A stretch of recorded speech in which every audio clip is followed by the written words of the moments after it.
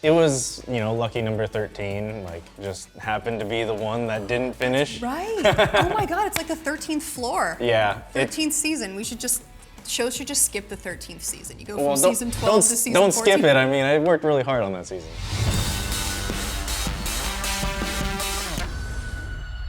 Hi, I'm Ryan Ashley, and you just watched the incredible finale of Ink Master.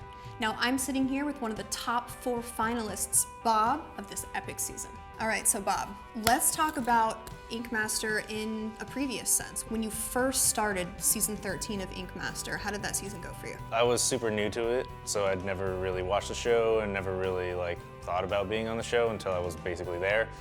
It was kind of a roller coaster. It was hard to know what to do. I luckily had Angel there, who had been on a previous season, kind of show me the ropes, and I got pretty used to it as I went on, and I feel like I had a really good experience overall. I made it to the end. Unfortunately, the pandemic and COVID and everything happened, and it's like all the closure that I wanted to have from, even it's like, okay, I didn't win or something like that. Just some sort of closure to have. Right. Didn't really happen. It was just kind of open-ended, and it was like, here you go. And it's an unsolved mystery. Exactly. You're like, we need to get to the bottom of this. Yeah, it was the best that we could make out of the situation that we were all going through, so. That was crazy. I mean, the pandemic shut the world down, but I can't imagine, I don't know what you guys felt, because you put your heart and soul into every tattoo that you do. But at home, there's not, so much on the line. The fact that you made it that far and then, the world shut it down, man, that's crazy. I definitely felt for you guys. So how did you feel when you got that call they wanted you to come back? Vengeance. Oh man. Justice. It was a little nerve-wracking. It was like, oh, am I gonna have to run this gauntlet all over again, get to the end and have it blow up in my face? Or I really wanted to do it because I had had time to practice everything that I'd learned, all the shortcomings that I had from the previous season. I was able to take all those critiques to heart and apply it into my work. And then, because it was like a couple of years of a break, and I was actually able to be like, okay, I can see how this is healing in the work, because tattoos take time. They don't just you get it done, you look at it, it's done. No, you have to wait months or years in between to actually see how everything really played out. Did that actually hold up over time? So I was able to look at work as it progressed throughout those 2 years and be like, okay, this is what worked that I did 6 months or a year ago, and this what didn't work, and I have to apply what did work a year ago into the work that I'm doing now. And then now I can actually, now that I got the call, I can be like, now I can take all of that learning, all of that experience, and really show how good I can really be after going through this experience already one. After you got the call and you were like, all right, we're doing this, we're coming back, did you prepare in any way? Did you practice any styles, taking what you had learned from the first season coming into this one? I definitely drew in different styles a lot more, and then I really tried to do a little bit of research into styles that I wasn't so familiar with, and tried to look at what other artists that do those styles effectively are doing, and really try to kind of get as many clues as I could without putting them into actual practice, unfortunately, because with me and probably most of the artists here, they're already booked up so far, and it's I can't be squeezing in a 6-hour tattoo in already a full workload.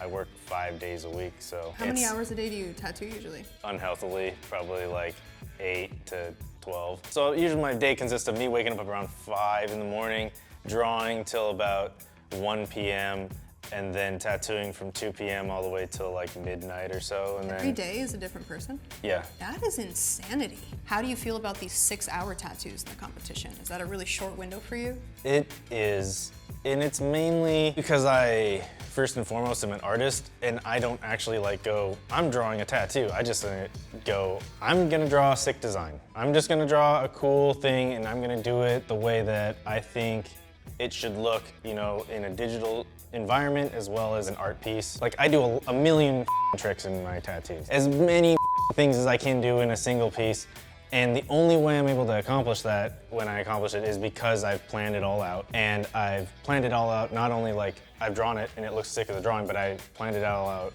mentally, how I'm actually gonna accomplish this as a tattoo so it can be successful in the skin. Because of all the tricks, it can get really messy really fast if I don't actually like have the right planning. I mean, that's interesting because it seems like the nature of your process goes against the grain completely of Ink Master and what the competition requires of you. Yeah, my whole process is entirely drawing based, and if you give me more time to draw than I get time to tattoo, I will always do a really great tattoo because I've already planned out this hour I'm gonna be doing this. I have to have line work done by this time, shading's done by this time, like these colors are done by this time, and it might look like I'm lagging at times, or it might look like I'm blowing through things because it's like, well, I'm trying to accomplish usually like an 8 to 9 hour tattoo in like 6 hours. And I get it. And I remember a lot of times you would come over and be like, are you budgeting your time right? Like, man, like you got a lot to do. And I was like, I know, sorry, I can't talk. I'm just like, Later. Yeah, Talk like, to you later. just look at the tattoo when it's done. Like, Just stop. Can you just stop? Yeah. So when you walked into Ink Master day one of this season, how did you feel looking around realizing who your competitors were? I was like, this isn't gonna be the same season as I was just on. This is not gonna be easy, that's for sure. I was like, also judging the room as to like what everybody's strong suit is. I take everything very analytically, so like I break each person down as to like what their skills are and what they're skilled at, you know what I mean, and how that's going to work against me or towards like how I play the game, you know, because half of it is a game, you know. And you play, it sounds like you play it like a chess match. I definitely do. I look into every aspect. Every possible move, every possible scenario. That's what I did on season 13. I tattooed, to get to the finale, I did the least amount of tattoos than anybody else that was in that finale, and also of the final 6 artists, I did less tattoos than all of them because like I played the times to do the specific tattoo that needed to be like, okay, you need to shine now, but you can't shine too much or else you're just gonna get shot at all the time. Yeah. But you had to like win at certain opportunities, or else like you're gonna end up having to do way too much work to like get there. What do you think in terms of like your entire skill set polarizing this season? What do you think your absolute strengths were, and where did you find your weaknesses lied? My absolute strengths were my drawing ability. I'd say that my illustration ability was, you know, the best that it's been in this competition. Like, I really tried to showcase my ability to draw different things and in different styles, just so that I could, you know, show that I'm a well-rounded artist. Because like, my idea of the Ink Master is that you have to have, you know, competency in all the styles, or the most amount of styles. Like, there's probably an area that everybody lacks in. You can't be like the best at every single thing, but you should be able to be competent in all the things. So I really wanted to test myself, and even when it came to like picking skulls and stuff, yeah, you get to pick the canvas you want, but sometimes the style is not the style that you want to do, or, you know, various other things. So I feel like I tried to not pick the easy one every time. Like, I don't think there was one moment where I was like, I'm gonna pick the easy one because I know I can do that. I would be like, this is going to be a challenge for me, but I know I can accomplish this really well. And because it's a challenge to me, I'm going to do a good job on it. The one area, I guess, that, you know, and even from the first week, I had to do color realism, and I was like, oh my God. I've done that many color realism tattoos in my life.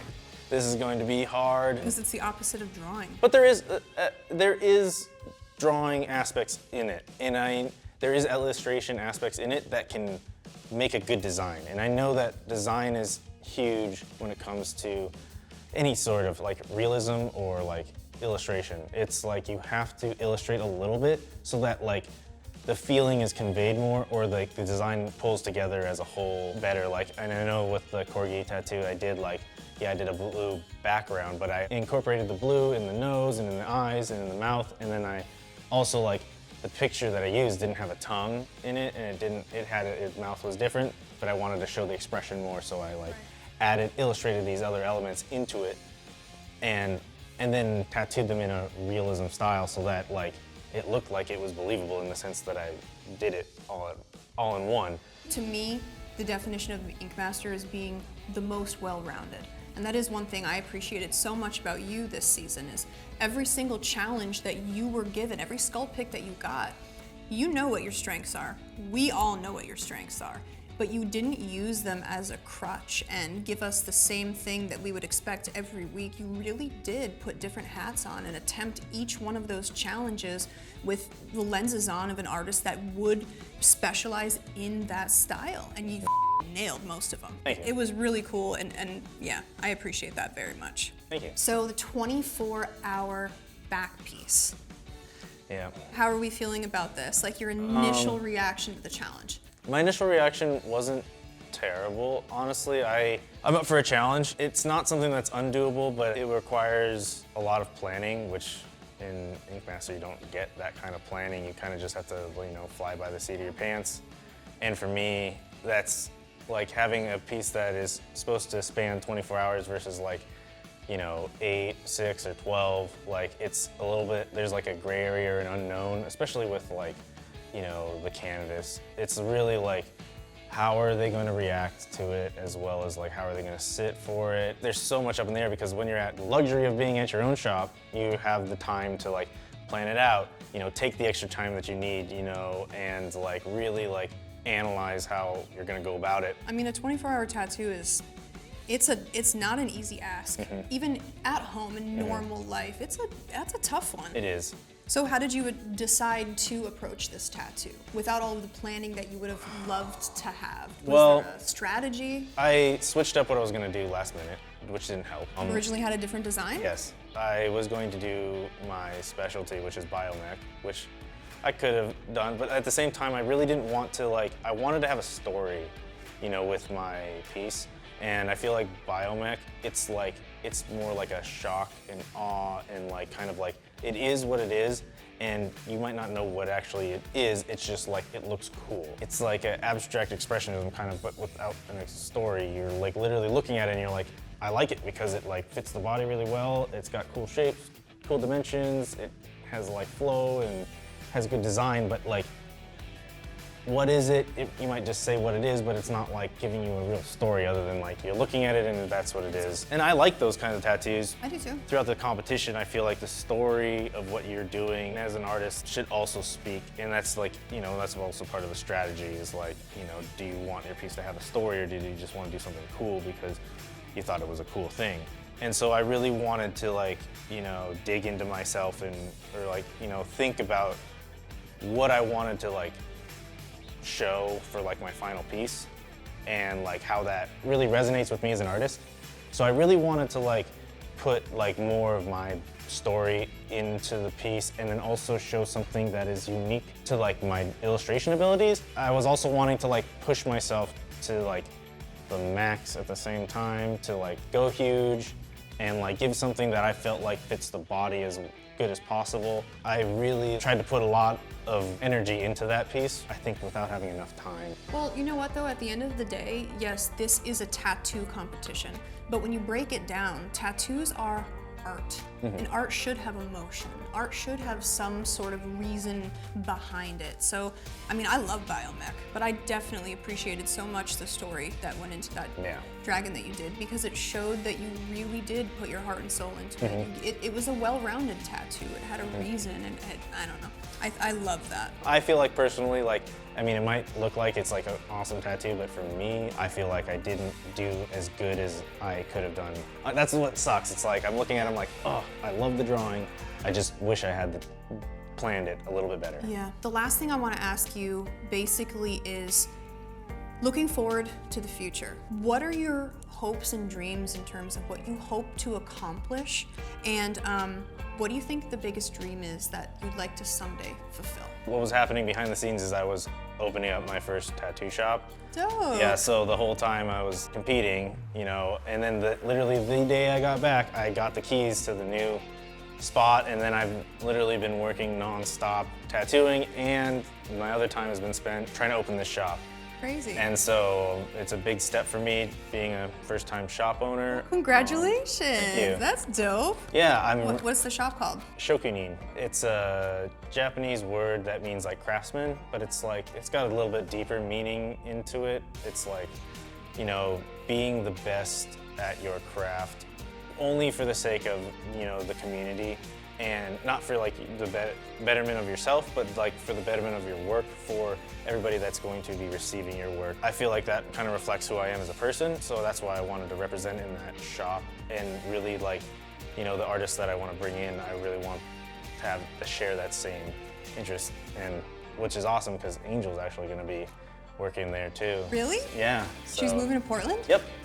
Yeah, so it's super exciting because not only are Angel and I really good friends outside of Ink Master, well, we're friends because of Ink Master, and now we're going to be working at the same shop together. See, but that's exactly what I mean. I didn't know Angel was moving to Portland. No. Was it a secret? I don't it's think it known is. knowledge? Wow. Feels great to be the last one to know. Oh, I'm sorry. Well, I told you, so you heard from me. But that's exactly what I mean, though. Isn't it incredible how this competition can bring you together with people that maybe in life you would never normally meet, and now you get to have these lifelong, true connections with people, not based on surface level.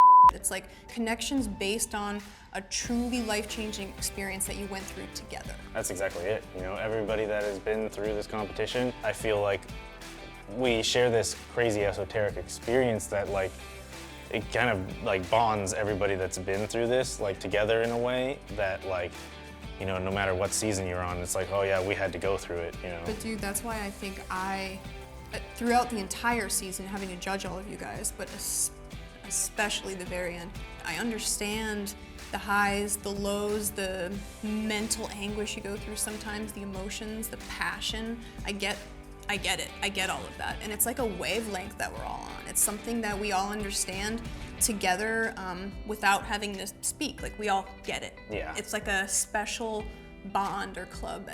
Yeah. That's very cool. It is. Well, Bob, we loved, and I mean loved watching you compete this season. You blew us away. Your tattoos were incredible, powerful, and so special. So I want to say thank you to you for the mark that you've left not only on this competition, but for the mark that you're leaving on our industry. I think it's amazing. Thank you. I think you're awesome, dude. Thank you. All right, well guys, thanks for joining us today. And don't forget to check out the Ink Master YouTube for everything Ink Master.